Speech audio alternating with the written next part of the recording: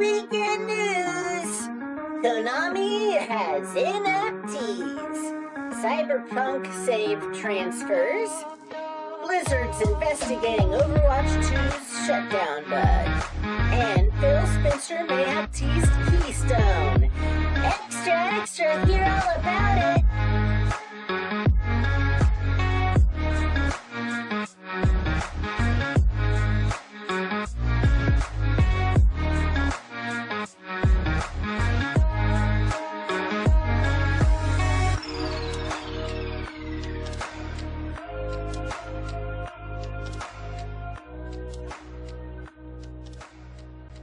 Hello there.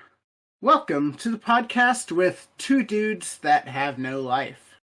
I'm the Dean of Games, the Dean Slater if you're on Twitter or Twitch, and joining me is, from Twitch, Graiv to the E, and that's Graveyard. We have Gavin from Twitch's Graveyard.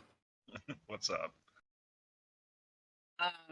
This is Extra, your weekly gaming news podcast covering the news leading up to Sunday, October 13th, 2022. And if you like us, you can go to patreon.com/thebriefingroom. I'm doing all right. How are you? Tired. I woke up like 30 minutes ago. Nice. Just because I took a nap so I could wake up for the podcast in time for once. Yeah. I woke up a little early too because I did not have the doc ready a day ahead of time like I normally do. So I woke up an hour early just so I could make the document that we use. So that's fun. I did get Jimmy John's for it though, so you know, all things good. I tried a new sandwich they have. Yeah. And I'm still trying to decide whether I liked it or not. I think I liked it, but so it is roast beef. Hold on, I got a text. Maybe it's LMJ the Hitman. Nope, it is not. It is my mother.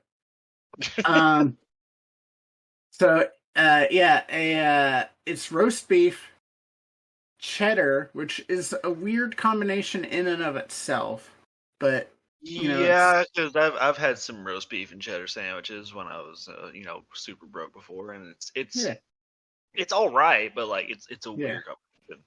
It's a weird combination, and then they have lettuce with slaw dressing in it too. Yeah, honestly, I think it's the cheddar that's throwing it off. Yeah, it might be the cheddar. But, it wasn't bad by any means. I'm not saying I disliked it, but I'm not sure if I liked it either, you know. Right. So, I still have the drink, though, so I'll be drinking every now and then. Because normally I don't have a drink next to me when we do the podcast, and by the end I'm like... Dude, I always have a gallon of tea right next to me. At all times. At all times. Like, you don't understand. At my house, there is a constant gallon of tea next to me. As soon as it's empty, I get up and make more tea. I go through so much sugar. Yeah, I bet.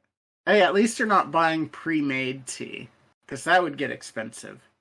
Yeah, I buy like a 5-pound bag of sugar like every week or other week. Because I'm from the South and we put a bunch of sugar on our tea. Yeah.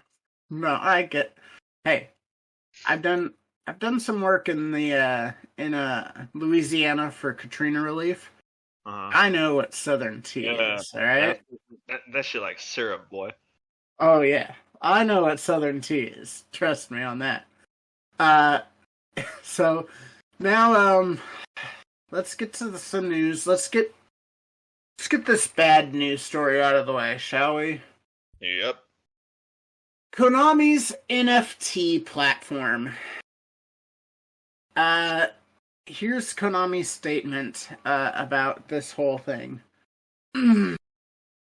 We have been conducting research and development to incorporate the latest technology into games and content, and plan to launch a service where players can trade in their in-game NFTs through unique distribution platforms using the blockchain. And then back in January, they did sell 14 NFT art pieces based off Castlevania. I love Castlevania. And Castlevania is great. NFTs not so much. And people have gamers have expressed their distaste for NFTs because of the large carbon footprint that they leave, and that the fact that a lot of them, if not all of them, are scams. So NFTs go. Never understood NFTs, dude. No, I've never understood them either, and I don't know how Konami can have NFTs in their games, because they don't make games anymore. Like, you have to have games in order to put NFTs in them, first of all. Second of all, people got pissed at Konami for those Castlevania NFT art pieces, because they were beautiful looking, and it's like, really, you're gonna have these, and you're not gonna sell them as a poster or anything. You're gonna sell them off as a fucking NFT. So people were pissed about that. But they're like, we're doubling down, which is why I gave them like the Skeletor evil voice when reading the thing. So they've already had the backlash, and they're like, you know what? Our fans don't like us doing this, so let's just do it more. I don't know, man. I don't know, guys. Okay, I will say, I've gotten DMs and stuff on my Twitter, which is the Dean Slater. If you want to follow me on Twitter, of people saying you can't avoid Web3, which is true. We can't avoid Web3. None of us have ever said we can avoid Web3, and I know blockchain and metaverse and all that shit's on Web3. The problem is, right now, it's a gimmick that's being used to scam people. That's my problem with it. Before Web3 can ever take off, we got to figure out how to protect people on Web3. You know? Mm-hmm. And that's, before I ever accept any blockchain or anything else, I gotta make sure that people are safe. My kids are starting, I say starting, they've always been on the internet, but they're starting to be more in the internet culture. I don't want them getting scammed. Why would I want my kids getting scammed? Just right. Let's make it less gimmicky and less shitty. And then we'll talk about Web3. Okay, guys? So, until then, fuck off with your DMs saying, Web3 is unavoidable. On a more positive note, Cyberpunk Save transfers. This feature was released to get ahead of Stadia's closure. Using Google Takeout, you move your save to PC, and then sync it with GOG, which allows you to transfer to consoles. Ubisoft, Bungie, and IO are also all exploring ways to transfer. And January 18th is the last day for Stadia, and Google will refund any hardware purchases through the Google Store and any add-ons, aka DLC, from the Stadia Store. But any games, fuck off. You can't get your money back for the games. Anyway, so I did this story a little bit because you were talking about how you want to talk about edge runners.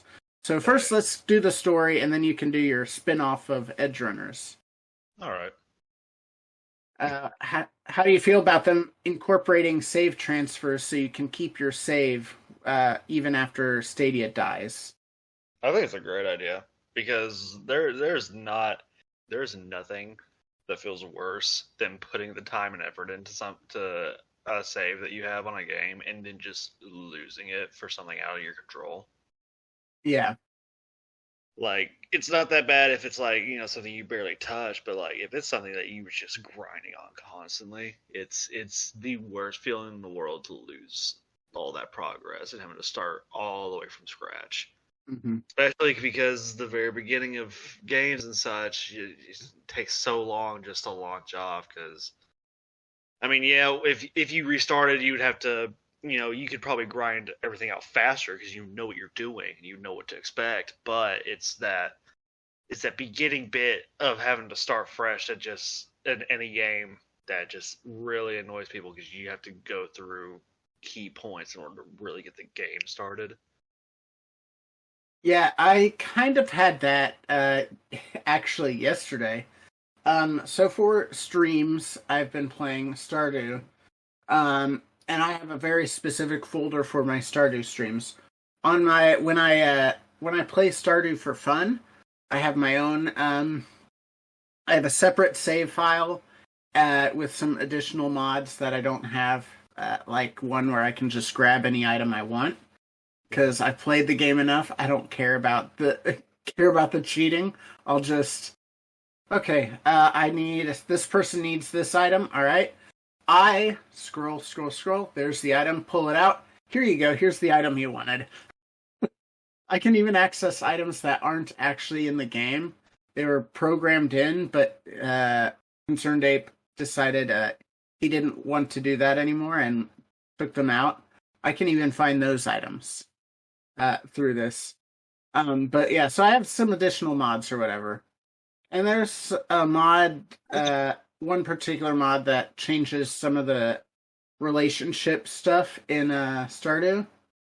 But because of that, and because I already had all my relationships filled up, I had to start a new game because the mod had updated to add those features.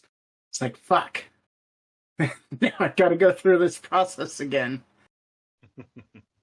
But it is fun starting a new farm from scratch. Because once you get to a certain point in the game, it's like, now you're just doing it for the money because there's nothing else left. Yeah.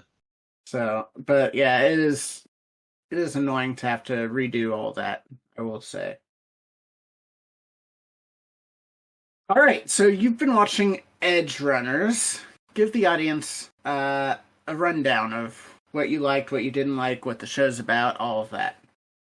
Yeah, so I've been getting a lot of stuff on Edge Runners on TikTok. And I personally never got to play Cyberpunk 2077 because, like, I didn't have money at the time when it came out. And then there was a whole thing of people saying that it was way too buggy, and I was like, all right, yeah, I'll wait it out. As I'm talking about this, I am currently buying it at this very second. Nice. And I just confirmed purchase. Okay.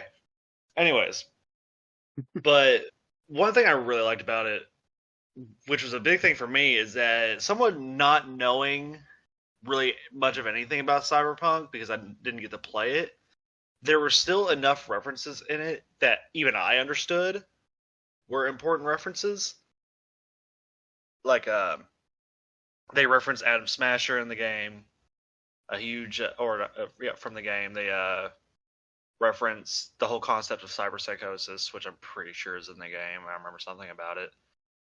And there's a lot of different, modifications and such that you can get in the game that they do have in the show, which I thought was an interesting, thing to look at. There's, some factions that are mentioned.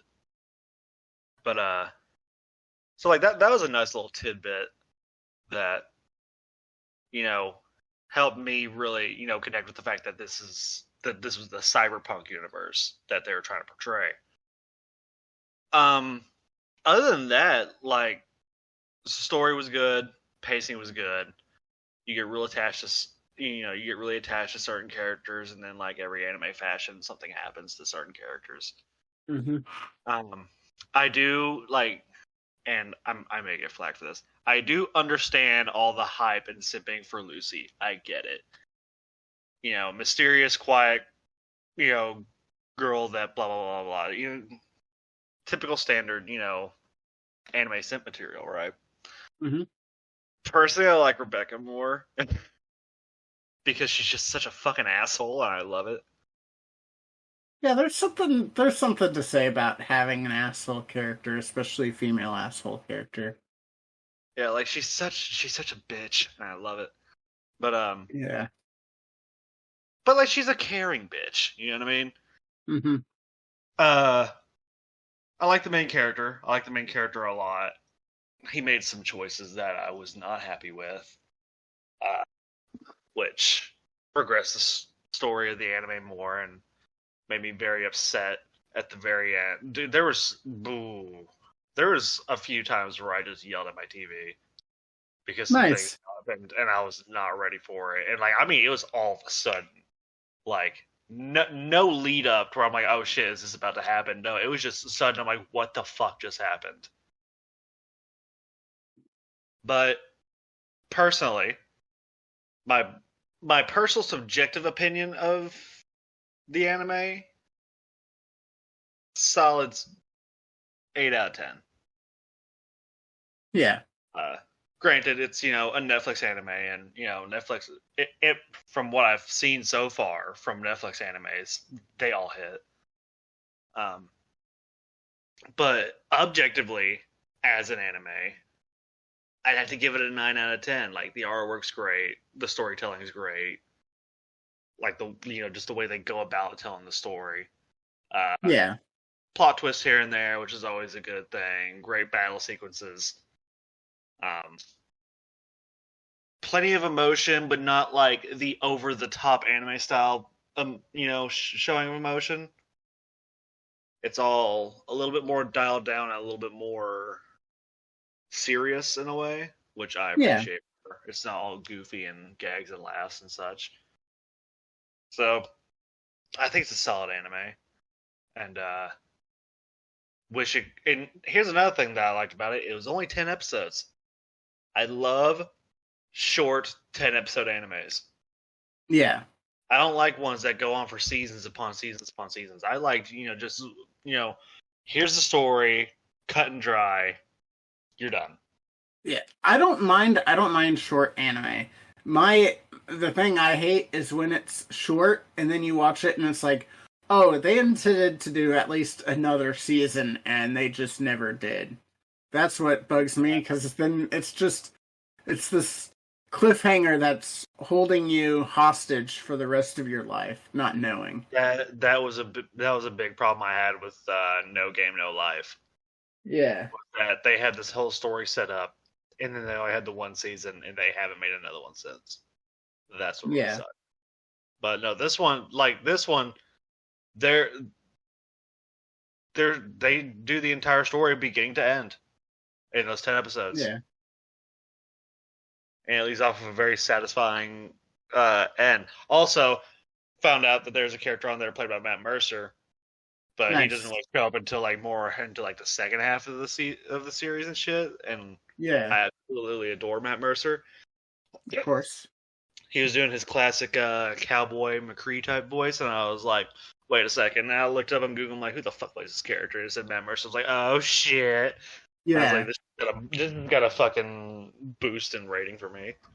So, for people that listen to the post show, I've been trying to get all of the achievements in a couple games. You'll have to listen to the post show to know which games. But the reason I'm really making a push to try to get them done is 7 days from when we're recording this.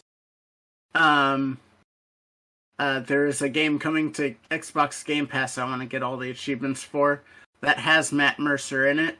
And I know it's a long game and it's going to take forever. And, it's Persona 5. Yeah. Dude, Matt Mercer as a voice actor is just such a gem. He does such great work. And I don't think I've seen anything that he's been in that hasn't been just absolutely fucking gold.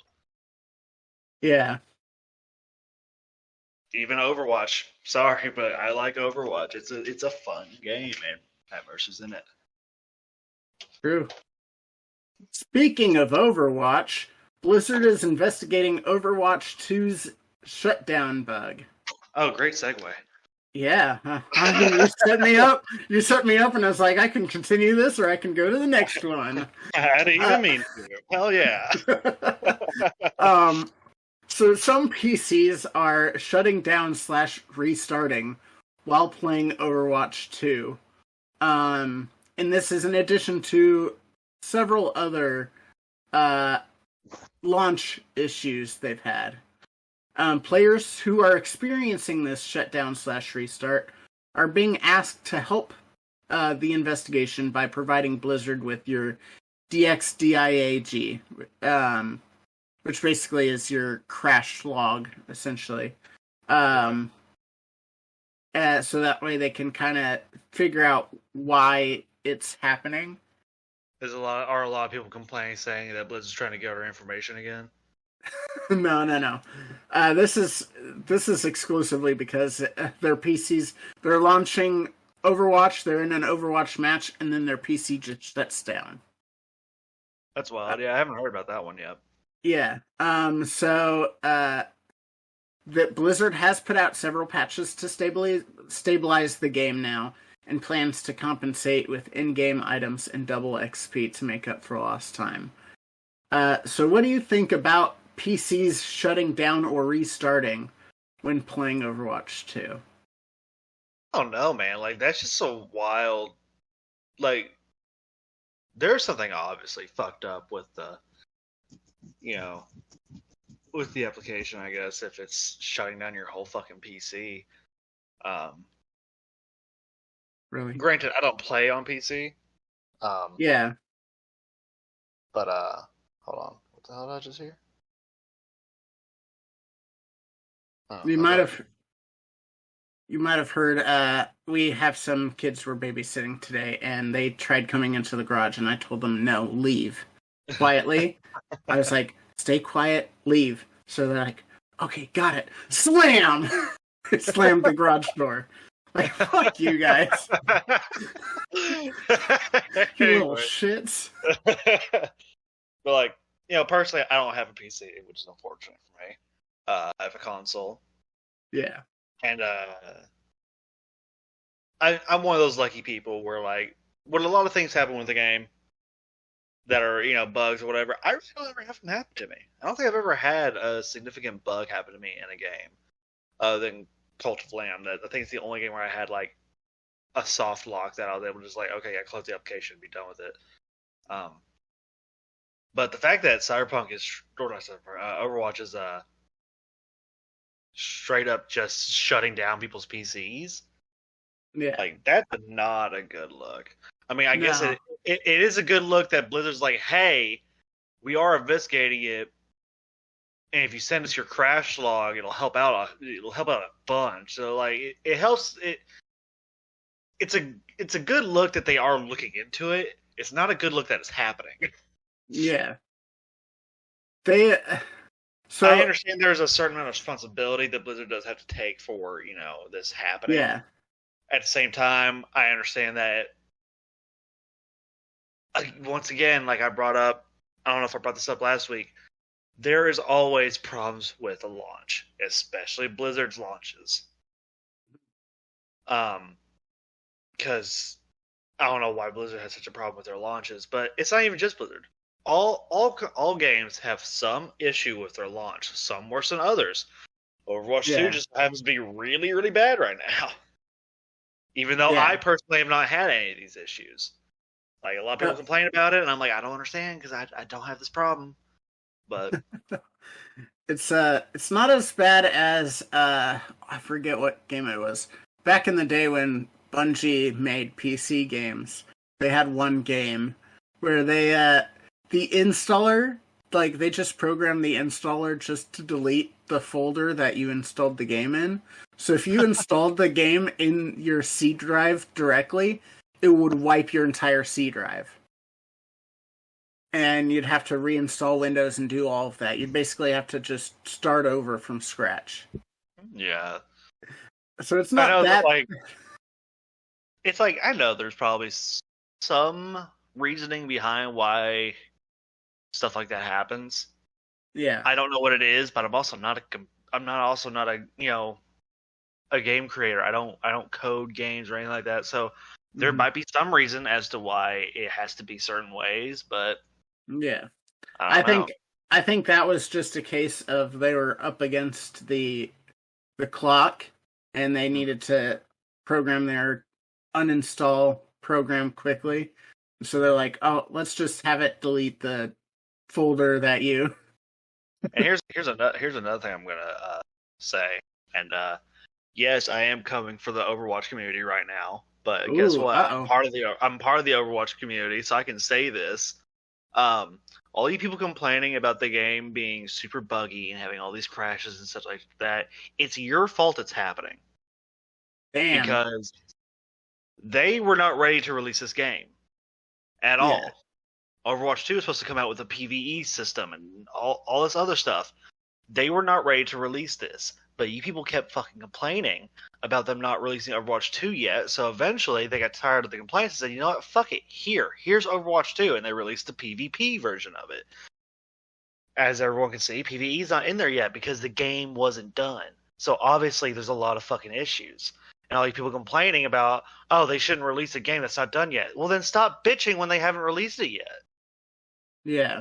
I was like, you're either going to complain about them not releasing the game, or you're going to complain about them releasing it and it not being done. You can't have both.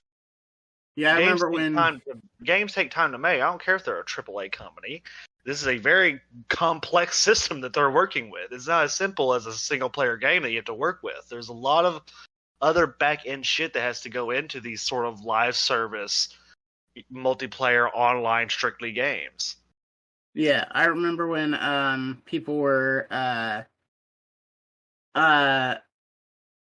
sending death threats to to Cory Barlog, who's the head of Sony Santa Monica, because they hadn't announced the release date for God of War, and it's like, who cares? It's like, and another thing, if you're gonna bitch and complain about Overwatch of all games, like, maybe you should get a life. I'm sorry. But like, Overwatch is a fun game. Don't get me wrong. Love playing Overwatch. Love the lore of Overwatch and all that such.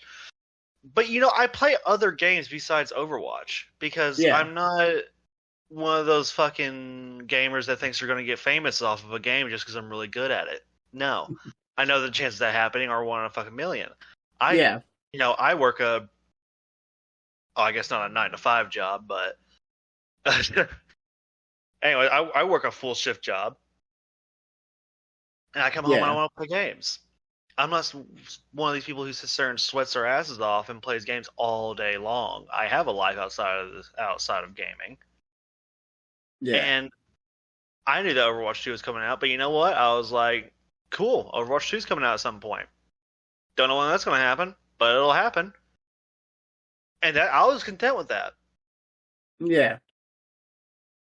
So maybe some people in the gaming community could use a good reality check. Yeah. And I'm sure probably a lot of people are probably thinking, it's like, oh, he's just some old boomer. I'm 24. Like, fuck off.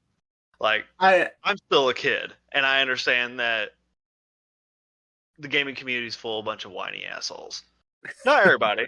Not everybody. Don't get me wrong. But a lot of them are. Like, you see it constantly. Yeah. So when you said you were coming for the Overwatch community, I thought maybe you were going the same route that my initial thought was, which is, Overwatch is so popular that some people have bought PCs just to play Overwatch. Really?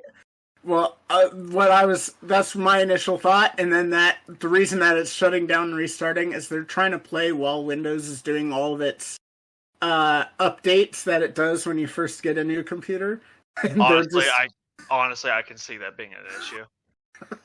I wouldn't doubt it. So many, like the people that complain about this kind of shit, they're so smooth-brained. Like they're so stupid.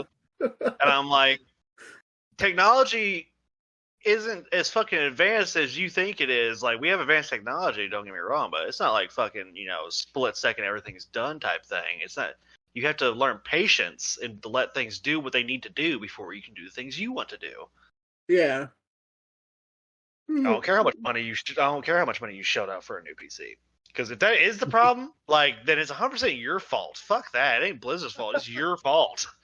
But I was it's not even Blizzard. It's Blizzard's fault for caving in. That's all they have on them. Yeah. It's only Blizzard's fault that they caved in and did this and do this. Here's the thing: they caved in. It's not on them because you people were the people complaining, pushing them, and bullying them into releasing an unfinished game they knew was unfinished, but you would not let up. And even then, they are still giving away a legendary skin for Reaper, who's a very popular character. I've been seeing a lot of people saying, no one's going to fucking play Reaper. I see a Reaper in every single match that I play. Don't tell me that nobody's going to fucking use it. And it's a legendary skin, a $20 worth skin. And then there's some other things they're fucking giving out too. I don't even remember. They're planning multiple double XP weekends that they don't have to do. That's free XP, basically. Yeah, I mentioned that too. And they're adding a weapon charm. They're giving away over $20 worth of shit, and there are still people complaining. It's what the hell, man? It's I remember being 13 years old, finding bugs in games and thinking it was hilarious. But you find a bug in your game and you complain and bitch and whine. It's shut up.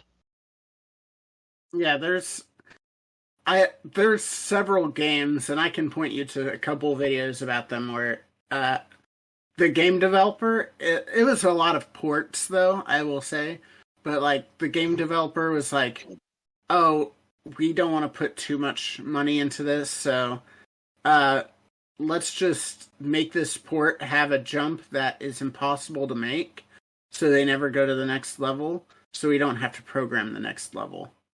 So, I think there was a port of Teenage Mutant Ninja Turtles like that, where there is a jump that is impossible to make, and people have used cheats and stuff to make it pass there on emulators and stuff. Mm-hmm. And there's no level after that level. That's what the reason they made that impossible jump was to they didn't have to program the next thing. So here's here's something that does, I guess, technically pertain to Overwatch. I've seen it a lot from people, and I've even heard it from my own people in my own family. The topic of games being dead, all because you don't play it anymore. Fuck off. Yeah. Just because you don't play the game anymore does not mean it's dead. On the flip side, people who are claiming a game is not dead when there is nobody playing that fucking game. Mm-hmm. Because with Overwatch, I've seen so many people go Overwatch is dead. Overwatch is popular. Overwatch has always been popular. There's always been tons of people playing Overwatch. Just because you don't play it anymore does not mean it's dead. I stopped playing it for years. I never thought it was dead. I very well knew that it was very much alive. You know how I could tell? Because it kept releasing shit for the game, and there were still people playing it. Before it got its free to play update / Xbox and Switch ports, I was playing Fall Guys, and everyone would always post on Fall Guy posts, dead game. It was not dead because it would take maybe 30 seconds to hop into a game. I didn't have any wait time hopping into a game. If it was dead, I'd be sitting there for 5 minutes. Okay, one of these days we'll get enough players. I had a conversation with a TikToker once on one of their videos because they pulled up a game called Hunter's Arena Legends, which I played. It was a BR game. It was a battle royale game, but the entire purpose was melee combat. It was all martial arts and no guns, right?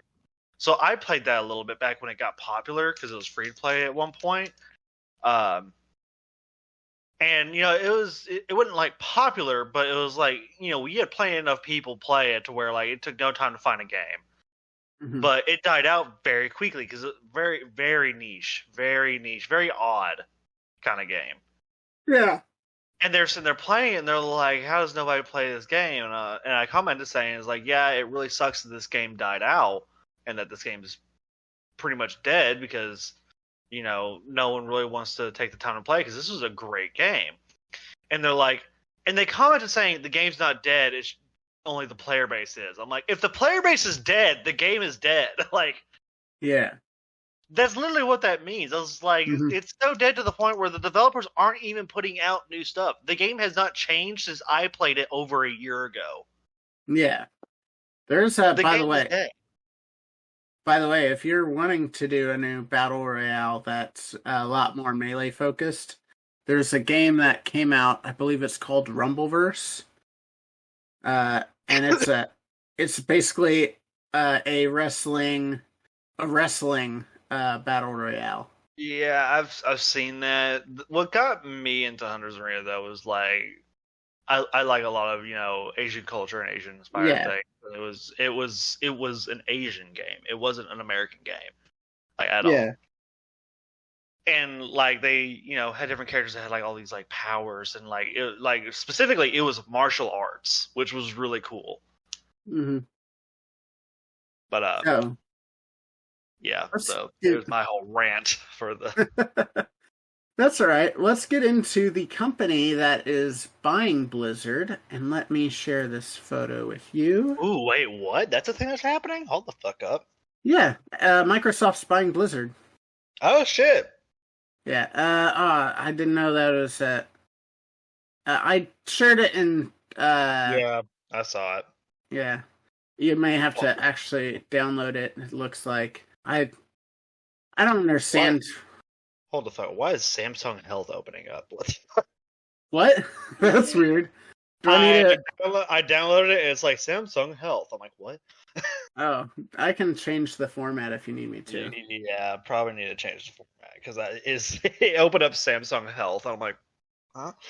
I don't know why. There's a bunch of photos now that save as a .jfif and GIF, and I don't understand that file format because sometimes you'll share it and it'll share as a picture. Sometimes you'll share it and it'll share it as like a web page. I don't understand. Save as JPEG. There we go.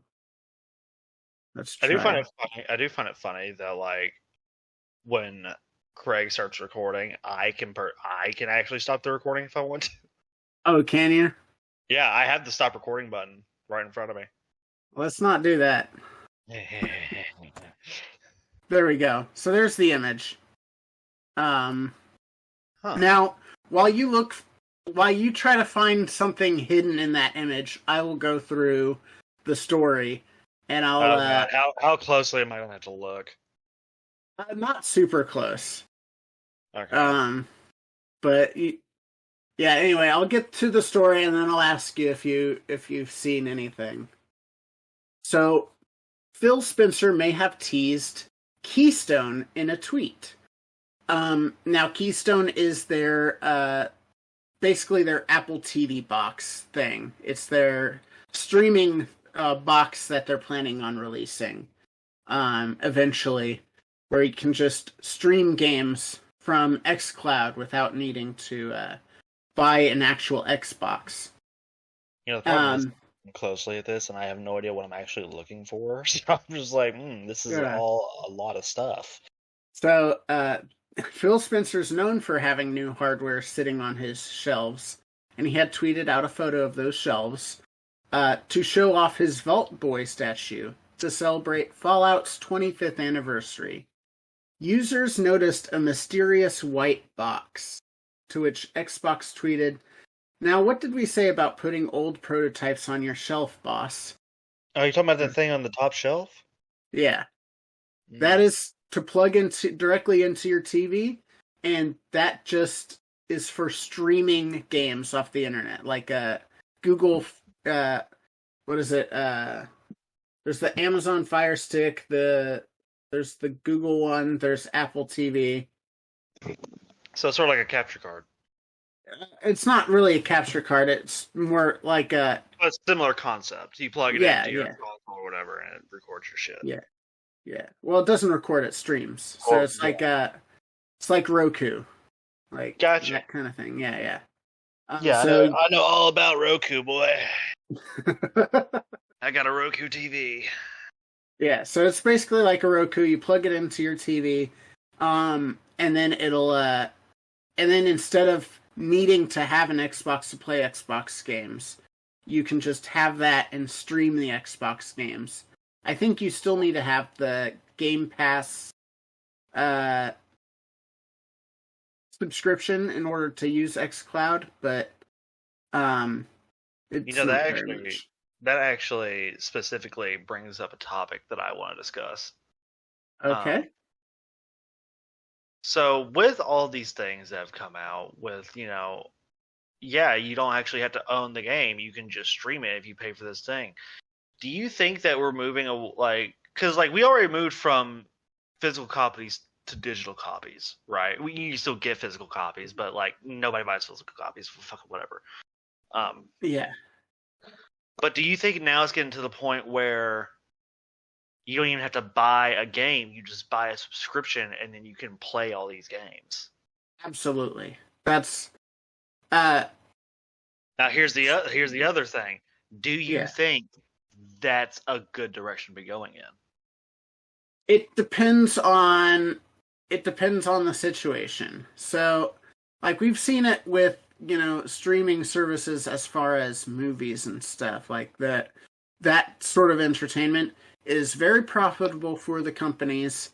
It used to be good for the consumer. Now there's so many streaming platforms that consumers basically have to share accounts in order to, get anything Yeah, out of it. the the only thing I have is Funimation, Yeah. and well, I guess technically I have YouTube Premium, but I don't even have YouTube Premium for the premium shit. I just have it so I can listen to music with my shit turned off. And I figured, I already use Hmm. a lot of people are probably like, why don't you use Spotify? It's like, well, because I already watch a lot of YouTube, Yeah. and it'd be nice to be able to get a streaming service I can listen to music with at work, and also not have to have ads when I watch YouTube videos. This So, kills the birds with one stone. yeah, it depends on again whether or not every company is going to want to do a streaming service like how has happened with movies and TV. Um, if not, if it's just the big players get to have streaming service or not streaming services, but subscription services, Mm-hmm. it would be positive for the consumer. It clearly makes money if the entertainment industry is doing it across the board. You can definitely tell that the gaming industry is not really going full force with it, just kind of testing the waters, like with PlayStation changing the way their subscription service works.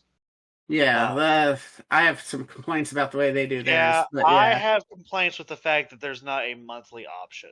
It's 1 Oh, year or yeah. bust.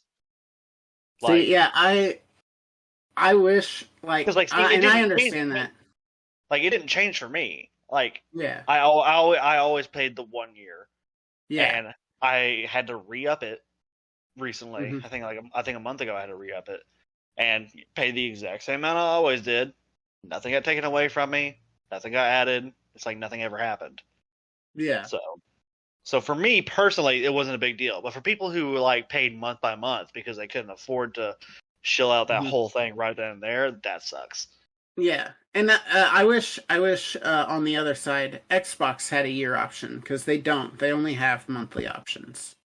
So for people that are willing to pay a year and save some money overall month to month, they don't have that option. They have to pay for a year. But yeah, no, like the big players, like if it's just the big players, good for the consumer. It's good. It's definitely good for the companies. The big thing, the big issue, and you're kind of seeing it with like the HBO Max stuff that's going on right now, is I'm a big proponent of um media preservation. And like with HBO Max, Warner Brothers got purchased by Discovery, and Discovery's like, all right, we're moving all of the HBO stuff onto our Discovery platform, except these properties, and they're all stuff that don't have DVD releases, don't have any other way besides the HBO Max service. So all of that stuff's going to be lost unless people preserve it, which there are people working to preserve it.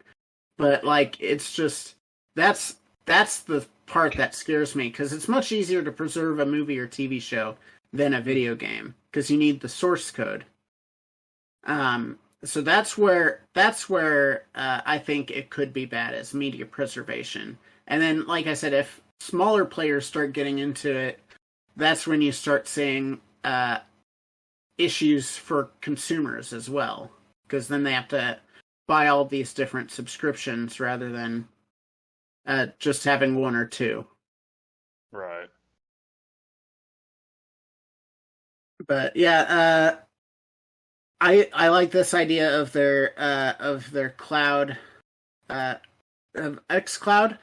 I tested it out. Actually, I've gotten better internet since I last tested it out, so I might test it out again. But like, I tested it out with my phone. The game loaded up just fine, but playing the game, there was definitely a 3 or 4 second lag. But also, you have to have really good internet. So I can't say that was xCloud's problem. It very well could have been my problem. I will say, when it comes to that whole streaming streaming a game type of thing, I'm glad they're not diving head first into it and making that the new standard, because like, until Wi-Fi is like good Wi-Fi is more readily available to everybody, it's just not a good move. And like, I know a lot of people are probably thinking is like, Wi-Fi is so readily available everywhere. Like, no, it's not. I used to live in a place where I had to pay $120 a month for 2 gigabyte speed internet. Now I could be wrong. No, it wasn't 2 gigabyte. It was like, I think it was like 2 gigabyte max, but like we'd only ever hit like 20 megabits, which is super fucking slow if you think about it. Because like, I pay, like, now that I moved up here, I pay $80 now for over 1,000 megabyte speed internet, which is just a night and day difference. Yeah. I want to say that that America is the second worst, quote, developed country as far as internet. I know Australia is much worse, and that's just because of how Australia's wilderness is and all that. Like, it's going to be very difficult for them to have good internet. But as far as like the other developed countries, we have like the worst internet, and there's no reason for it. It's just these corporations that have all of these exclusivity deals in different regions. Like, they don't have any competition, so they don't try to make their services better. So they don't.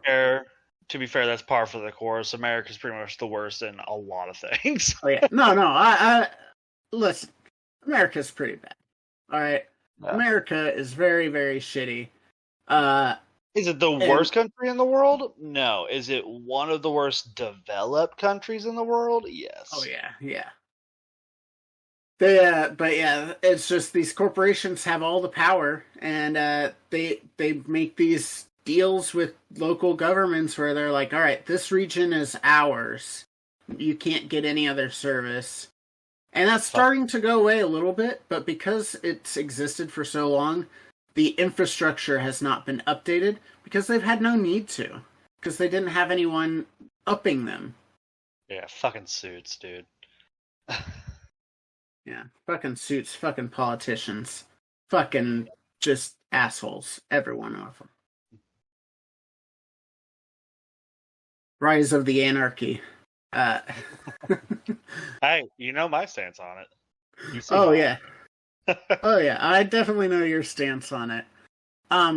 Anyway, my stance if you like anarchy, just continue listening to our show. Also, if you like their show or didn't like our show, because we talk about anarchy, Make sure to do all of the things like hitting the like button, hitting the subscribe button, and hitting the bell on youtube.com/the XofPlays, or giving it a high rating on whatever podcast service you use so you can find other people that like us or hate us or anything else like that. And you can, gang up on us. Like, we don't mind people ganging up on us, you know what I'm saying? We don't mind a good gangbang every once in a while. Sounds good to me. Be sure to tell all of the people about the show. Word of mouth is the best way to help us grow. And I brought it up before, but on patreon.com/thebriefingroom, you can financially support the show and get cool rewards from us as well. That's all from us. Take care.